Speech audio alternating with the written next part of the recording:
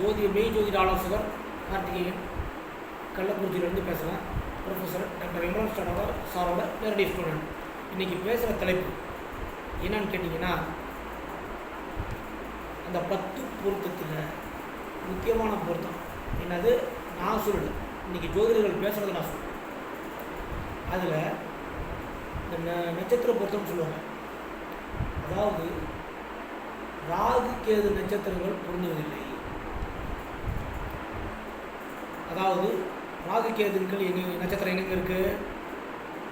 அஸ்வினி, மகம், மூலம், திருவாதிரை, சுவாதி, சதயம், இந்த நட்சத்திரங்கள் பொருந்துவதில்லை. அதாவது ராகு என்ற கரும்பாம்பு நட்சத்திரமும் கேது என்ற செம்பாம்பு நட்சத்திரமும் ரெண்டும் விஷத்துடன் சேரும் பொழுது அவர்கள் வாழ்க்கை சீரழிகிறது, சின்னாபின்னமப்படுத்தப்படுகிறது. அவர்கள் யாரும் வாடுவதில்லை, இன்பத்தை அனுபவிப்பதில்லை, வாழ்க்கையை நடத்துவதில்லை என்று நீங்கள் பேச வரீங்க. எல்லா ஜோதிடரும் இன்னைக்கு கட்டுரை எழுதுறீங்க, மேடையில் பேசுகிறீங்க. இது சரிதானா? இது முறைதானா? இது உண்மைத்தன்மை இருக்கா? அப்போ யாருமே ராகு கேது நட்சத்திரத்தில் கல்யாணம் பண்ணுறவங்க யாருமே வாழலையா? இது என்ன அது அப்படின்னு விடை தேடக்கூடிய ஒரு பேச்சு தான் இது. முதல்ல நம்ம ஒன்று புரிஞ்சுக்கணும், ஊர்வனை என்பது பாம்புகள் மட்டுமல்ல. ஊர்வனை என்பது ஊராடும் ஒரு ஊர்வனை தான். விஷப்பூச்சிகள், அனைத்து விதமான விஷப்பூச்சிகள், பூராணு, தேடு, அத்து, இது எல்லாமே விஷம். எங்கெங்கெல்லாம் விஷம் இருக்கிறதோ அதெல்லாம் ராகன் முடிவு பண்ணிடும். கேதுங்கிறது இருட்டான அறைக்குள்ளே இல்லாத ஒரு கருப்பு பூனை தேடுவது போல் உள்ளது என்று சொல்லி ஏமாத்துற வேலை கேது.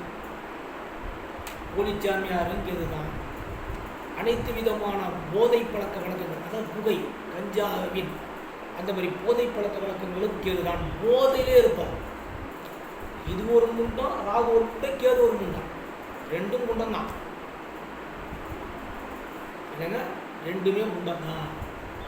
ஆனால் இங்கே பிரச்சனை என்னன்னா, பாம்புகள் மனிதனை ஆள்கிறங்கிறது மாதிரி தோற்றத்தை அனைத்து விதமான ஜோதிடர்களும் உருவாக்குறாங்களோங்கிற சந்தேகம் எனக்கு வருது. ஆனால் நம்ம சொல்கிறது பூரா மனிதனோட குணங்களையும் அவனுடைய செயல்பாடுகளையும் நம்ம சொல்கிறோம். ஆனால் இங்கே இருக்கிற ஜோதிடர்கள் என்ன பண்ணுறாங்க? பாம்பை உருவப்படுத்துகிறாங்க. அதாவது திருவாதிரைங்கிற ராகு, மூலம் கேது இரண்டும் பாம்புகளாக உருவப்படுத்தி மனிதனை அச்சுறுத்தி பயமுறுத்தி அவர்களை சிக்கலுரை செய்து நல்ல ஜாதகத்தை தடுக்கிறார்கள். என்னங்க, பாமர மக்களுக்கு எதுவுமே தெரியாது. இன்னைக்கு வரவங்களுக்கு அவங்க எதை தின்னா பித்தம் தெரியும்னு அவங்க நம்மக்கிட்ட வராங்க. வரவங்களை தெளிவாக, முறையாக, சரியாக, ஆய்வு சிந்தனையுடன் ஒரு பலன்களை சொல்லணும்னா கிடையாது. காசு வேணும், பணம் வேணும், ஏதோ ஒன்று சொல்லணும்னு சொல்லிட்டு போயிடலாம். சரி, இப்போ ராகுவும் கேது நட்சத்திரங்கள், நெருப்பு ராசியில் கேதோட நட்சத்திரம், காற்று ராசியில் ராகுவோட நட்சத்திரம். அப்போ நெருப்பு ராசியோட குணம் என்ன? கொதிக்கும், கொந்தளிக்கும், ஆவேசப்படும், தன்னை முன்ன நிறுத்தி வாழ பார்க்கும். அது மட்டும் இல்லை, சொந்த முடிவுல தான் செயல்படுவாங்க. இல்லைங்க, பணிந்து போக்கும் கூட நெருப்புக்கு இல்லைங்க. சுறுசுறுப்பு இருக்குங்க நெருப்புக்கு, வீரம் இருக்குங்க, தைரியம் இருக்குங்க. நினைத்தது அடைந்தே தீர்வேன்னு அதை சொல்றது நெருப்பு ராசி தானே, வேற எந்த ராசி சொல்ல முடியும்? என்னங்க இது? எனக்கு ஒன்றும் புரியல. இப்போ நீங்கள் என்ன சொல்ல வரீங்க? அப்போ அந்த குணமே இல்லைன்னு சொல்ல வரீங்களா? அது நெருப்பு ராசியில் நிற்குதுங்க அந்த நட்சத்திரம். செவ்வாய், சூரியன், குரு, 3 நெருப்பு ராசி குணங்கள். இந்த குணம் இல்லாத அவன் என்ன பண்ண முடியும்? அந்த கேது எங்க? அது ஒரு நட்சத்திரத்தின் ஒரு பகுதி. அஸ்வினி, பரணி, கார்த்திகை, இந்த 3ம் சேர்ந்ததுதான் மேஷம். அதே மாதிரி மகம், பூரம், உத்திரம், இது சிம்மம். மூலம், பூராடம், உத்திராடம், இது தனுசு. இந்த 3 நட்சத்திர கூட்டங்களும் சேர்ந்தது ஒரு ராசி. இது மட்டும் தீர்மானிக்குது. அப்போ வந்து பாம்புகள் தான் தீர்மானிக்குதுங்க. எப்படிங்க இது? என்ன எனக்கு லாஜிக்குன்னு எனக்கு ஒன்றும் புரியல. பாம்புகள் மட்டும் தீர்மானிக்குது அப்படின்னா இது என்ன லாஜிக்குன்னு எனக்கு புரியலைங்க. இது என்ன லாஜிக்? ஒன்றுமே புரியல. சரிங்க, காத்து ராசிங்க. காத்தோட குணம் என்ன? மனம் மற்றும் மூளை சம்பந்தமான அறிவு. காத்து ராசி இது குணமே அதுதான். ரெண்டாவது, அதிகமாக கண்டுபிடிக்கக்கூடியவர்கள். காத்து ராசிகளில் வந்து நிறைய கூட்டங்கள் நல்லா கண்டுபிடிப்பாளர்களாக இருப்பாங்க, நல்ல அறிவாளிகளாக இருப்பாங்க. அறிவை கொண்டு அனைத்து விதமான காரியங்களும் செய்யக்கூடிய அத்தனை நல்ல மனிதர்கள் காத்து ராசி. புத்திசாலிகள், கற்பனைவாதிகள், கற்பனை திறன் உடையவர்கள், பயணங்களில் ஆர்வம் உடையவர்கள், என்னங்க கண்டுபிடிப்பாளர்கள், இதெல்லாம் யாருங்க? காத்து ராசி. அப்ப நெருப்பும் காத்து இதை தான் நாங்கள் பிரிக்கிறோம். இந்த 6 நட்சத்திரம் இதுக்குள்ள தான் இருக்குது. இது குணங்களாக பிரிக்கிறோம். ராகுங்கிறது ஒரு சூது பிளானட், அது நட்சத்திரம். ராகுன்னு ஒரு இருப்பானே, அவன் வேற இடத்துல ஒரு நல்ல முகத்தில் இருக்க மாட்டானா? கேதுங்கிற ஒரு நட்சத்திரம், அந்த ராசியில் ஒரு நட்சத்திரம். அப்போ கேது நட்சத்திரம் இருக்கிறவங்க அனைத்தும் யாருமே சரியா இல்லைன்னு சொல்ல வரீங்களா? யாருமே நல்லா வாழலன்னு சொல்ல வரீங்களா? ராகுவோட நட்சத்திரம் அது திருவாதிரை, சுவாதி, சதயம். இந்த நட்சத்திரங்கள் யாருமே நல்லா வாழலையா? யாருமே நல்லா இல்லையா? அப்போ நீங்கள் என்ன சொல்ல வரீங்கன்னா, எல்லாமே விஷம், அனைவரும் விஷமானவர்களே, அனைவரும் சீட்டிங் செய்யக்கூடியவர்களே, அனைவரும் மோசம் செய்யக்கூடியவர்களே. ராகு நட்சத்திரத்தில் இருக்கிறவங்களும் கேது நட்சத்திரத்தில் இருக்கிறவங்களும் அனைவரும் மோசக்காரர்கள், ஏமாற்றுக்காரர்கள், நல்லவர்கள் யாருமே இல்லைன்னு சொல்ல வரீங்களா? இது என்ன நியாயம்? இது ஒரு நட்சத்திரம். அப்போ ராகுன்னு ஒரு கோள் வந்து நல்ல பாவத்தில் இருக்காது. அப்போ நல்லதை அவன் செய்ய மாட்டான். இப்போ கேது, இப்போ வந்து அஸ்வினி நட்சத்திரம் இருக்குது, மக நட்சத்திரம் இருக்குது, மூல நட்சத்திரம் இருக்குது. அப்போ ஒரு நல்ல பாவத்தில் இருக்குது. அப்போ அது நல்லதை அவனால் செய்ய முடியாது. அந்த நட்சத்திர அதிபதி தீய பாவத்தில் இருக்கும்போது தீய விளைவுகளை ஏற்படுத்துவான். ராகுவோட நட்சத்திரம், அந்த சந்திரன் என்ற நட்சத்திரம் ராகு, அவன் கெட்ட பாவத்தில் இருக்கும்போது தீய விளைவுகளை ஏற்படுத்துவான்னு சொல்றது நியாயம். ஆனால் நீங்கள் என்ன சொல்கிறீங்க? 19 ராகு கேது இந்த நட்சத்திரங்கள் வந்து பொருத்தம் பார்க்க வரும்போது 2 பாம்புகளும் ஒன்று சேருது, அந்த விஷமும் ஒன்று சேருது. விஷம் ஒன்று சேர்றப்ப அவரோட வாழ்க்கை சின்ன பின்னப்பட்டு போகிறது. அவர்கள் வாழணும்னு சொல்றது நியாயமா? கட்டு எழுதுறீங்க, இதில் கொடுமை என்னன்னா கட்டு எழுதுறீங்க, ஒவ்வொரு மேடையிலும் பேசுறீங்க. நீங்கள் ஆய்வு பண்ணுன்னு சொன்னீங்க. என்ன ஆய்வு பண்ணீங்க? இது என்ன ஆய்வு இது? அப்போ பாம்புகள் தான் மனித வாழ்க்கையை தீர்மானிக்குன்னு சொல்ல வரீங்களா? சொல்லுங்க. அப்போ நாங்கள் 9 கோள்களுக்கு குணம் கொடுத்தீங்கன்னா நாங்கள் என்ன விட்டா? நாங்கள் என்ன நியாயம்? நாங்கள் 9 கோள்களுக்கு பலன் கொடுத்துருக்கோம், ஒவ்வொரு குணம் கொடுத்துருக்கோம். சூரியனுக்கு அதிகாரம்னு கொடுத்துட்டோம், சந்திரனுக்கு அன்புன்னு கொடுத்துட்டோம், செவ்வாய்க்கு வீரம், வீரியம், அடிதடி, வெட்டு, குத்து கொடுத்துட்டோம், புதனுக்கு அறிவை கொடுத்துட்டோம், திறமையை கொடுத்துட்டோம், புத்திசாலித்தனத்தை கொடுத்துட்டோம். தந்திர குணம், தந்திரக்காரன், வியூகத்தின் தலைவன், குரு, ஆலோசகர், வாத்தியார், நீதிபதி, நம்ம குணத்தை கொடுத்துட்டோம். அறிவுரை சொல்லிக்கிட்டே இருப்பார். சுக்கிரன் இந்த உலகத்தில் இருக்கிற அனைத்து விதமான இன்பங்கள் அனுபவிக்கும் தலைவன் சுக்கிரன். சனியன் வேலைக்காரன், கூலியாளு, உழைப்பாளி, சொல்ற வேலையை செய்யக்கூடியவன்.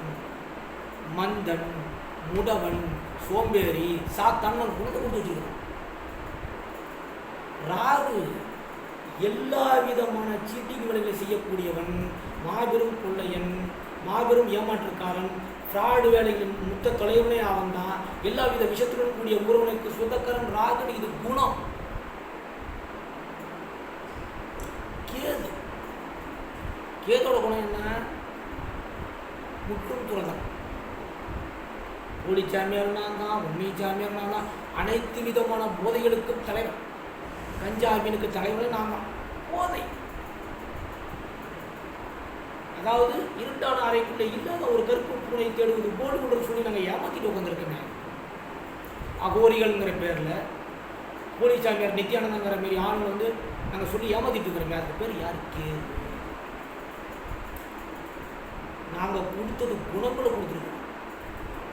பாம்புகளை கொண்டாந்து நாங்கள் ஜோதிடத்துக்குள்ளே விட்டதே கிடையாது. பாம்புகளுக்கும் ஜோதிடத்துக்கும் சம்பந்தம் இல்லை. அது ராகு என்பது கேது என்பது குணங்களின் வெளிப்பாடு. அது பாம்புகள் வெளிப்பாடு அல்ல, குணங்களை குறிக்கிறது. புதனோட ராகு சேர்றான், திறமையும் சூதுவும் சேர்கிறான். சுக்கிரனோட ராகு இன்பமும் சூது நிறைந்தவனும் சேர்கிறான். சனியனோட ராகு மந்த குணமும் அதே மாதிரி அடுத்து கெடுப்பவனும் ஒரு மொல்ல மாதிரியோட இன்னொரு முடிச்சு ஈசான். ஏன்னா இவனும் தீயவன் தானே. இவன் இன்னைக்கு மட்டும் வேணுமா, இன்னைக்கு திருடிக்கிறாமா, இவன் மொத்தமாக திருடுற அழகு திருடுவான். சனியராக சிறம்பு. இது குணங்கள். குருவோட ராகு ஒழுக்கமும் சூதுவும் சேர்கிறது. சரி, இப்போ வந்து சுக்கிரனுக்கு சொல்லிட்டோம், குருவுக்கு சொல்லிட்டோம். சந்திரன் ராகு மனமும் குழப்பமும் சேர்கிறது. மனமும் எண்ணமும் சூதுவும் சேர்கிறது. சூரியன் ராகு அதிகாரமும் சூதுவும் சேர்கிறது. முரட்டுத்தனமும் சூதுவும் சேர்கிறது. செவ்வாயோட ராகு. இத்தனையும் நாங்கள் குணங்களை கொடுத்துருக்கோம். ராகு தனியாக இந்த கோள்கள் தனியாக இருந்தா அந்த குணங்கள் பாதிப்பு தலை. கேதுங்க இப்போ சுக்கிரனுக்கு சூரியன் உடைக்குது. அதிகாரமும் விரிவடைந்த சிந்தனையும் சேர்கிறது. சந்திரன் உடைக்குது. குழப்பங்களும் என்னங்க, குழப்பங்கள் வேற ஒன்றும் இல்லை. சந்திரனுக்கு எது குழப்பமும் பறந்துபட்டு சிந்தனை, அதாவது விரிவடைந்த சிந்தனை தான் கேதுனாவே. செவ்வாயோட கேது முரடனும் தத்துவமாதியும் தியானம். புதனோட கேது அறிவாளியும் கூடுதல் சிந்தனையானும் தியானம். குருவோட கேது உண்மையை சொல்லுவோம்டா, பொய் என்னத்துக்கு சொல்லிக்கிட்டு உண்மையை சொல்லுவோம் அப்படின்னு சேரம்.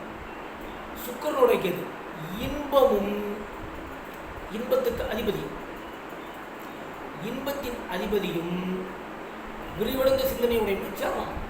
அதாவது ஒரு அழகை பல்வேறு கோணத்தில் சிந்திப்போம், யதார்த்தமாக சிந்திப்போம். சனியனோட கேது எல்லாத்தையும் மறுத்து பேசுறது தானே, வேற என்ன நாம பண்ண போறோம்? அப்ப எங்க பாம்பு வந்ததுங்க? ரெண்டு நாங்க மறுத்து பேசுறோம்.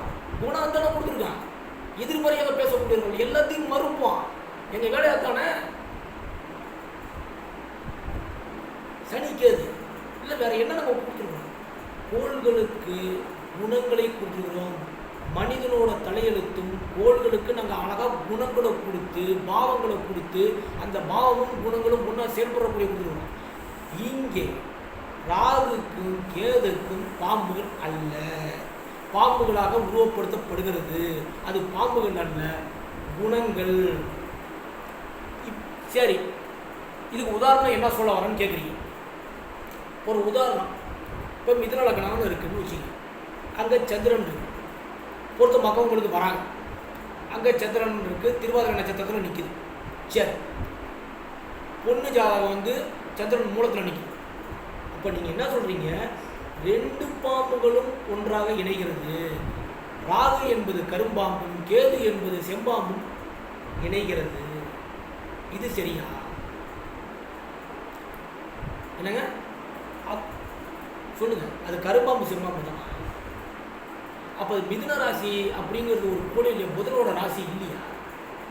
அப்போ இங்கே வந்து குரு ஒழுக்கத்தின் தலை, உண்மை நீதி நேர்மை நியாயம் அங்கே ஒழுக்கமும் உள்ள வருது. அப்போ நீங்கள் என்ன சொல்கிறீங்கன்னா, அப்போ ராகு கேது அங்கே விஷம் தான் இருக்கா? அப்போ நீங்கள் என்ன சொல்கிறீங்க?